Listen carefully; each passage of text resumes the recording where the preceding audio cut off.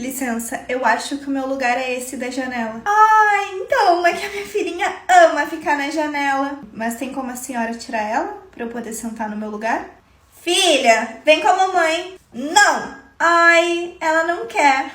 Mas eu tenho certeza que tu pode achar outro lugar pra ti, né? É que eu comprei esse, senhora. Inclusive, eu até paguei mais caro por ser janela.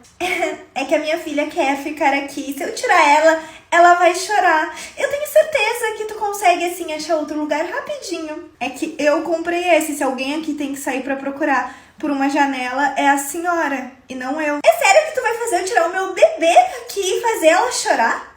Primeiro que ela nem é bebê, e segundo que a responsabilidade é da mãe, a senhora que não deveria ter deixado ela ir pro meu lugar. Olha aqui, eu não vou tirar uma criança do lugar só porque tu quer. Só porque eu quero, eu paguei por ele,